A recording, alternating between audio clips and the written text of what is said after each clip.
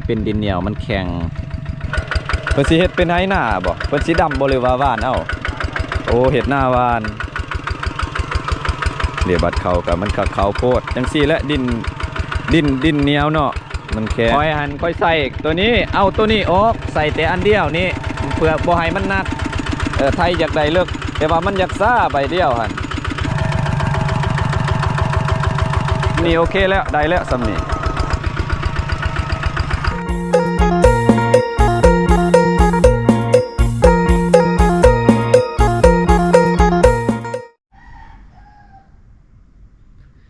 สบายดีสวัสดีพ่อแม่พี่น้องหมดสู่ขู่สู่คนทางภายในและก็ต่างประเทศนะยินดีตอนรับเข้าสู่สองบัวเงินวิธีไทยบ้านเนาะมื้อนี้เฮาสิได้เห็นการใช้งานตัวจริงเนาะรถไถนาเดินตามหรือว่ารถไถคูบูต้า Z100 เนาะที่บัวเงินพาญาติพี่น้องเพิ่นเนาะหรือว่าน้องสายวีเพิ่นไปซื้อมื้อนั้นแหละแต่ว่าก็มื้อนี้ก็ฮอดมื้อฮอดยามเพิ่นสิลงไห้ลงนาไถไห้ไถนาแหละเนาะพอดีตอนเช้ามื้อนี้น้องชายเพิ่นได้ติดต่อหาบัวเงินเนาะมาถามว่าไถตัวเก่าที่บัวเงินใส่ไถสวนน่ะเพราะว่าไถตัวเก่าน่ะมันบัวเงินน่ะมันเป็นไถของแม่แล้วก็เป็นไถดัดแปลงจาก2พานมาเฮ็ดเป็นพานนึงหั่นน่ะเพิ่นก็เลยว่าถามว่ายังบ่บัวเงินก็เลยว่าเฮาต้องแต่งต้องเฮ็ดต้องเอาออกเนาะหรือว่าเป็นไถแต่งมื้อนี้เฮาสิพาFC ทุกท่านที่เข้ามาติดตามมาเป็นกำลังใจให้เนาะบ่ว่าจะเป็นผู้เก่าผู้ใหม่มาติดตามเบิ่งนำกันการใช้งานตัวจริงของZ100 มื้อนี้เนาะก็ไปติดตามเบิ่งนำกันพี่น้องเนาะก็สิออกเดินทางไปหาเพิ่นอยู่ไห้อยู่สวนอยู่หน้าพุ่นแหละแต่ว่าไกลพอสมควรจากจุดนี้ไปประมาณ2 ลักกว่าๆก็เกือบ3ว่าสิขี่รถจักรยานไปมื้อนี้ท้องฟ้ามืดครึ้มคือฝนสิตกเนาะโอ้ยผู้สาวมาตอนใดผู้สาวโอ้ก็จากนี้ไปก็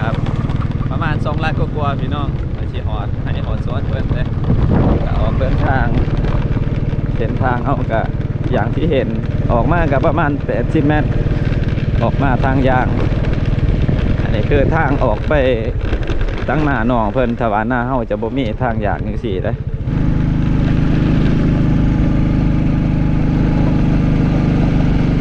เพิ่นนะจะออกไปสวนแล้วมื้อนี้หรือว่าเพิ่นอยู่หน้าแหละอันนี้ก็ฮอดทางเข้าสวนเพิ่น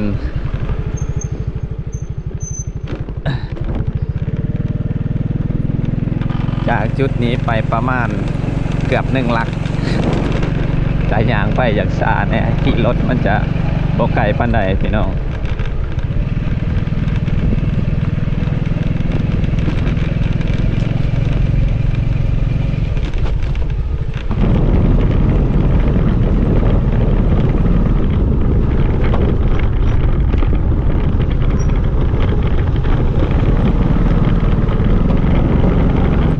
สีมาไทยสวนใส่โอ้อันดีการใช้งานตัวจริงเพิ่น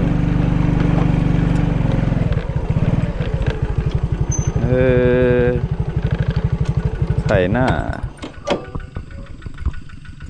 โอ้ไทยเลยเด้บอลนี่มาเบิ่งการใช้งานเซตที่เพิ่น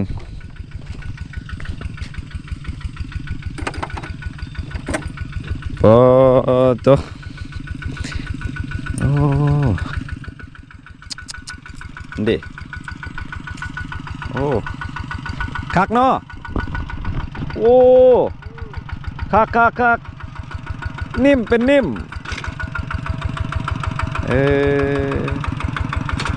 โอ้พี่น้องเอ้ย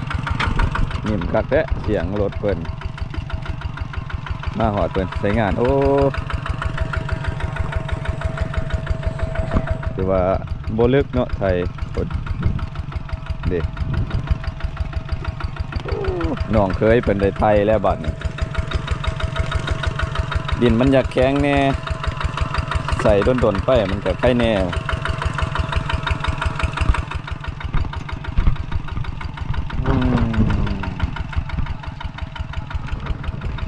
ทางเจ้าของหน้าเพื่อทางนี่น้องชายเพิ่นคือว่าไทยเข่าเลยเด็กคือสิอยากไทยใบหนึ่งบ่มันเป็นแนวใดดินมันแข็งอยากใส่ใบเดียวบ่การซื้อผ่านหัวหมูหันมันแพงอีกน้องเอ้ยจะต้องแต่งใบตัวนี้แหละผ่านหัวหมูล้านป้ายเลยอันหนึ่งโอ้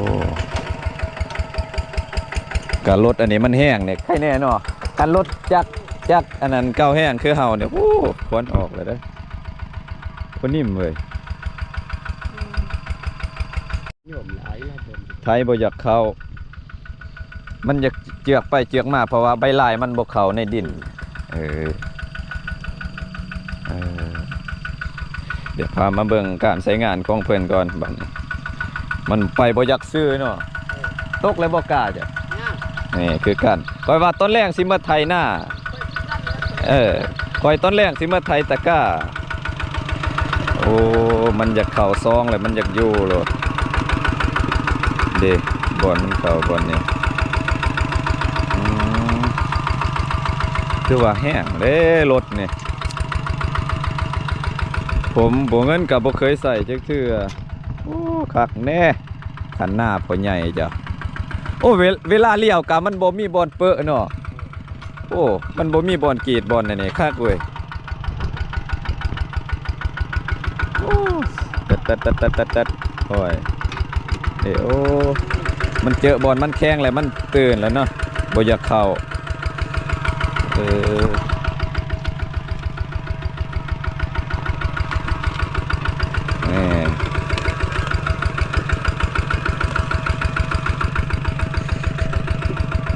คือว่านี่แห้งครับดินเพราะว่าดินมันยังแข็งเนี่ย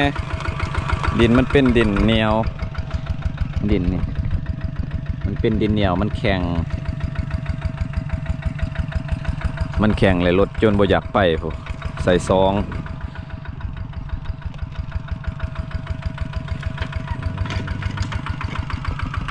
คืออีดีไทยรวมเลย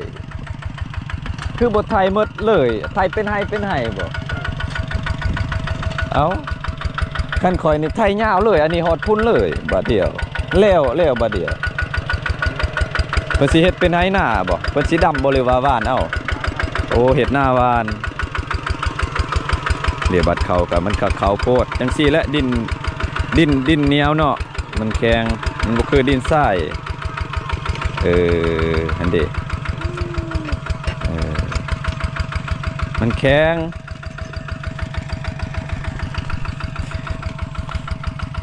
ทางผุนเจ้าของหน้าอันนี้กันนะเปล่าเพื่อน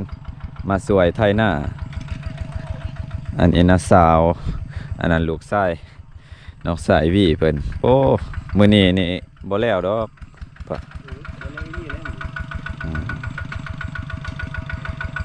ไทยเลยกะคาด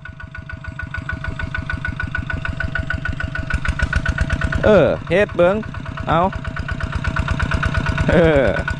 ออกแห้ง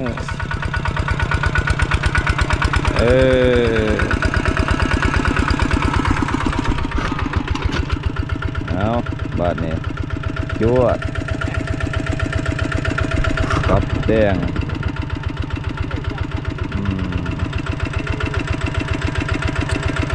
เพราะว่าอันนี้ใบอันนี้มันบ่เข่าบ่เลิกนี่มันอยากเจือกใบตัวนี้มันเข่าบ่เลิกมันอยากเจือกคอยหันคอยใส่ตัวนี้เอาตัวนี้ออกใส่แต่อันเดียวนี่เพื่อบ่ให้มันหนักไทยอยากได้เลิกแต่ว่ามันอยากซ่าใบเดียวหันแม่นแต่ว่าจะลองไทยเบิ้งถามเจ้าของรถเพิ่นว่าจังใดโอ้ยเสียงนุ่มแต่มิแต่คันว่าอยากใส่ใบเดียวหันบ่ให้มันเจือกมิแต่เอาตัวนี้ออกเอาใบตัวนั้นออกนะสีใดมากตัวนั้นเป็นตัวแองคันว่าเขาไปซื้อไทยผ่านหัวมูไม่กระลานป้ายแล้วดิเดี๋ยวนี้โอ้เสียงนิ่มครับเลยฟังเสียงไกลๆ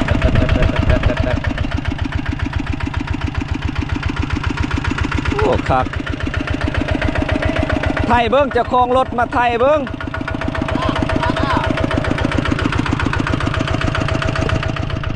ไทยเบิ้งน้องใต้สิเบิ้งนี่อันนี้น้องเคยจัดการก่อนเลย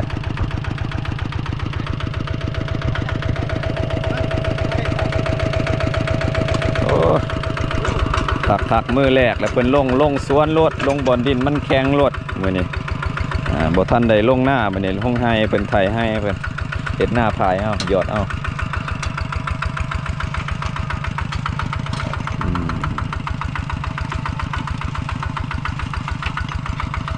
คันเฮ็ดคันหน้านี่ป้านใส่ใบเดียวหั่นใส่ใบเดียวหั่นสบายเฮ็ดคันหน้าคืออยู่หั่นข่อยเจียงหน้า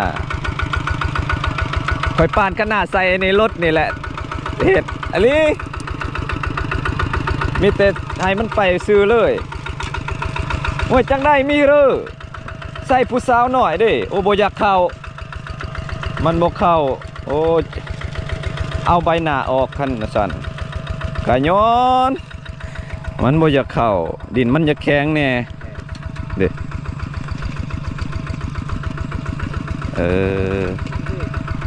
บ่อยากเข้าแล้วนี่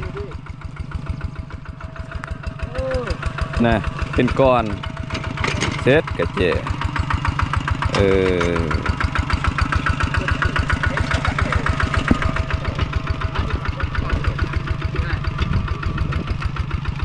บัดเบื้องเนี่ยมันอ่อนมันจะเข้าดีคือบทไทยให้กวางๆเลยหลวงเคยเอ่ยติ๊บๆเลยโอ้เป็นหน้า ไทยเป็นหน้ากันคอยเนี่ยเป็นใหญ่เลยโอ้ยมันเข่าน้อยเดียวเนี่ยแต่ผ่านหลังโอ้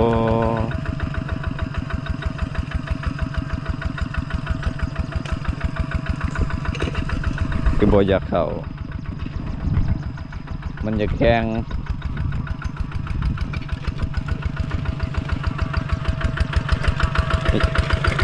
มันจะแข็งบ่อยากเข้าเชือกลองปรับใหม่เบิ่งน่ะ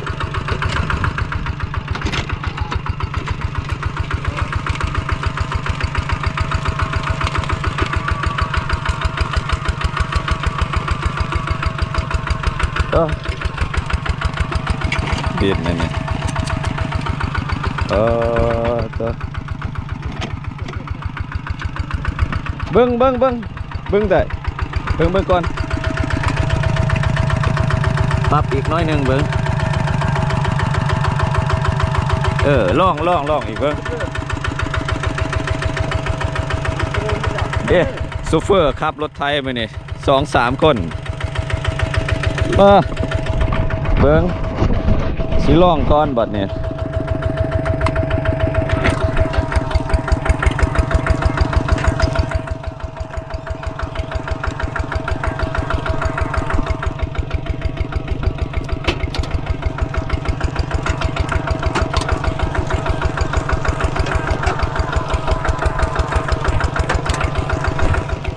มันอยากแข็งดินมันอยากอันนี้บ่อยากเข้าในกระดาษใบไผ่ไม้ได้นี่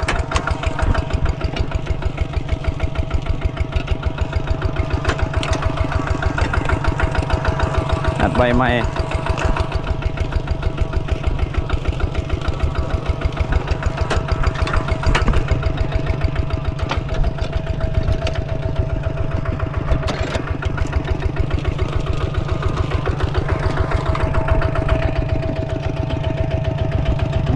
เฮ็ดให้เพิ่นก่อน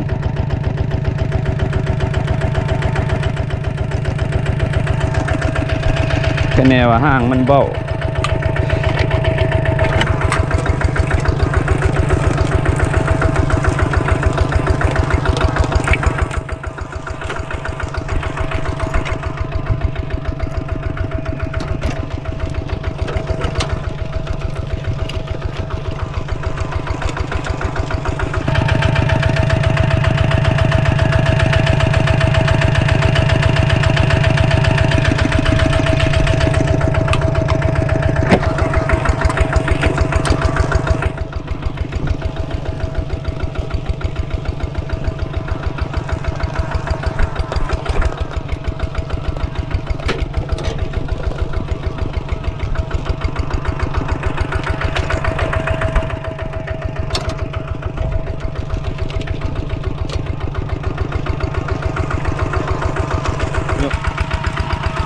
ว่าดินมันแข็งมันบ่คือดินนาเฮาเด้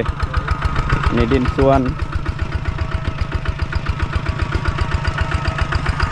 ดินมันจะแข็งพี่น้อง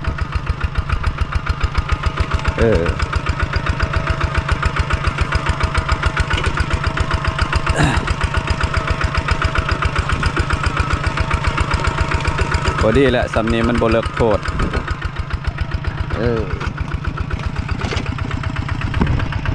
นี่ตั้งน้ำเบาเป็นเฮ็ดแล้วได้ปรับได้ใส่เพราะว่าขั้นเฮาใส่คือฮักกับไถหน้าเฮาขั้นดินทรายดินย่างมันไข่แน่นี่ดินมันดินเหนียวมันจะแข็งเด็กนี่มาเบิ่งการใช้งานของเพิ่นพี่น้องเลยก็ถือว่าโอ้รถน้องทรายไปนี่รถกระคักจักกะดีเยอะงานเยอะกับงานหนักเนาะ เยอะกับดินเหนียวเอกเพิ่นเด็กหักแล้วแบบนี้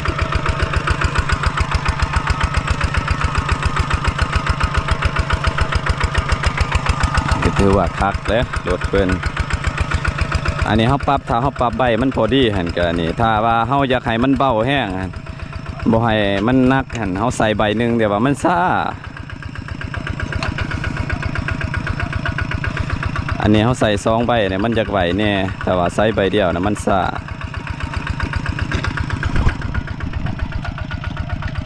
กระคักพี่น้องเสียงมันดีมันนิ่มแต่ว่าอยากให้มันเบาหันอยากให้มันไหวบ่ให้มันข้างมันเกะกะหันเขาใส่ใบเดียวแต่ว่าเขาใส่ใบเดียวข้อเสียมันหันคือมันแหลวซ่าแต่ว่าเขาใส่2 ใบหันมันสีแหลวไว้แต่ว่ามันอยากนักรถ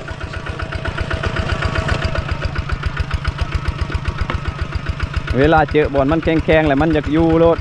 นะเป็นสัน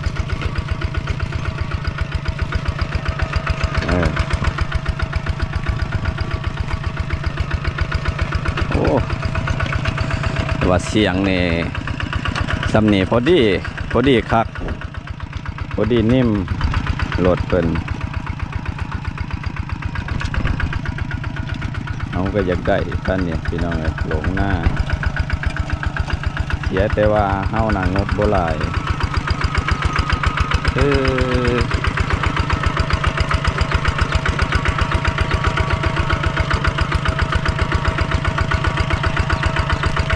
อันนี้คือการใช้งานตัวจริงของรถเซต400จาก10 แห่งเนาะเป็นรถของบ่าววีเพิ่นที่เฮาไปนำซื้อมื้อนั้นพี่น้องเลยแต่ราคา17 ล้าน 6 แสนกว่าคือว่าครั้งแรกของเพิ่นได้ใช้งานรถของเจ้าของ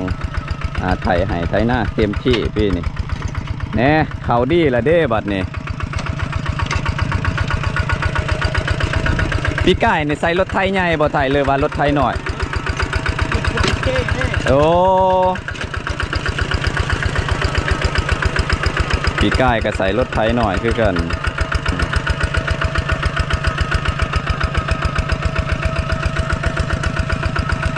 เด็กมันก็เข่างามแล้วบัดนี้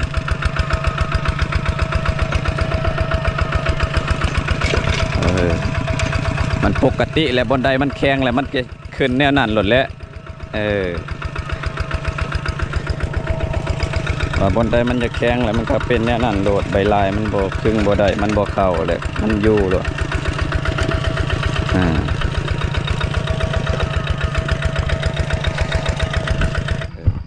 ใบใส่ใบหน้าออกอันเดียวหันรถเจ้าหันมันบ่นักมันบ่จักอันนั้นนะมันอยากเบาแห้งเจ้าใส่2 ใบเลยมันไทย2 ใบเลยมันอยากนักมันอยากบ่ไปปานใดมันบ่จะเข้าแต่ว่าอ้ายปรับหันมันได้แล้วใบไทยหันมันเสมอก็แต่เฮาปรับให้ใบหน้าหันมันกินน้อยนึงคันมันกินหลายกว่าใบลังแหละมันสิใบลายหันมันสิอยากเตะออกมันบ่อยากซื้อเด้ดินมันแข็งตัวนี้หันได้แหละเนาะโอเคอยากจะพอดีกับเนี่ยแต่ว่าดินหันบนได้จะเห็นมันไทยบ่เข้าหันมันใบลายมันเฮาอันนั้นเด้มันแข็งอันนี้พอดีแล้วเฮาไทยหันข้อดีของเฮาใส่ใบเดียวหันบ่ข้อดีก็คือมันเบาแห้งรถเฮา เออเออ โคเชียมันภาษา โคเซียมันซ่าเลยมันบ่แล้วง่ายใส่ใบเดียวถ้าว่าเจ้าใส่2ใบคือจังซี่นี่อายปรับมันได้โอเคเลยซั่นนะ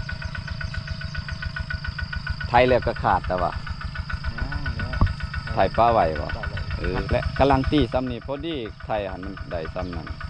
เพราะว่าดินมันแข็งปรับไทยหันได้แล้วปรับไทยหรือว่าเจ้าสิอยากปรับให้มันกินแต่ใบลังใบเดียวก็ได้ปรับเขาปรับอยู่หันแหละมันมีบ่อนปรับจะบอกเอาออกใบทางหน้าก็ได้มีแต่ว่าเขาไทยหันไทยกะเอานะเพราะว่ามันเหลือใบหนึ่งข้างหลังบ่ให้ใบหน้ามันกินลายคันใบหน้ามันกินลายเลยมันอยากเตะออกโลดใบลายมันซองมาเลยลูกบี้มันอยากแตกง่าย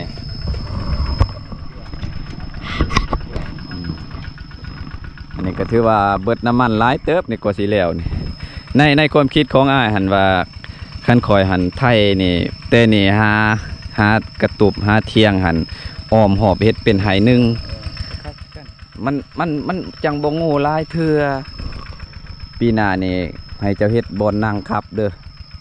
ไทยจังสีสบายให้ใหญ่เบิ่งเป็นไทยใกล้สิแล้วแหละบัดนี้คืออยากไข่แน่ขึ้นแล้วเพราะว่ามันอยากเข้าแน่อยากงามเลยมันเข้าดีอยู่เดี๋ยวดิเดี๋ยวเนี่ยมันบอลเฮาเลียวเนี่ยมันบ่อยากเข้าดินมันแข็งทางนี่อันนี้คือการจุดนี่เดี๋ยวเบิ่งดินหัวมันแข็งจกในซับนี่ได้บ่ซ้ำ4เส้น5เส้นนี่เข้าจะเบิ่งในจกในซับจนบ่เข้าเลยน้องเอ้ยดินนี่เบิ่งเอาเข้าซ้ำนี่ถือว่าพอดีเลยดินความมันแข็งก็ย้อนรถไทยคันว่ารถไทยคือจักรธรรมดาเนี่ยมันจะควันออกรถเด้อไอ้นี่คะแนนได้รถใหม่เนี่ยฮะก็ใส่งานครั้งแรกของปีก็เจองานหนักเลยเพิ่นใส่งานทำอิฐใส่งานไถหน้าก็เจอของหนักเลย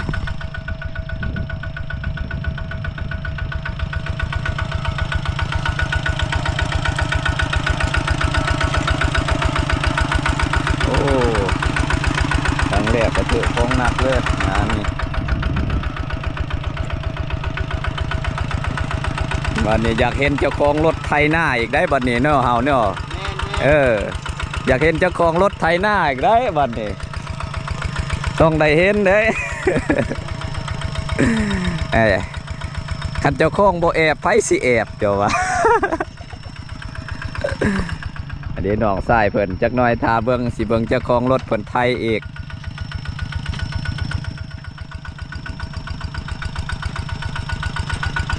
อยากคักอยู่บัดนี้โอ้สะออนเสียงเนาะอยากได้จะเครื่องนึงด้วยเนาะเฮาเนาะ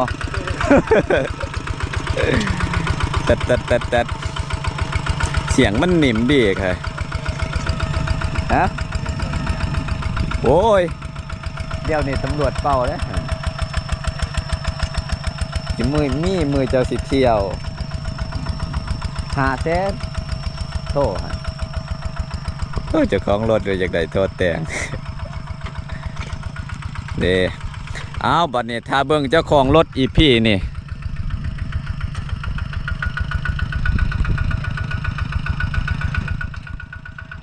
โอ้เสียงดีเอาเดี๋ยวถ้าเบิ่งเจ้าของรถพี่น้องอีพี่ต่อไป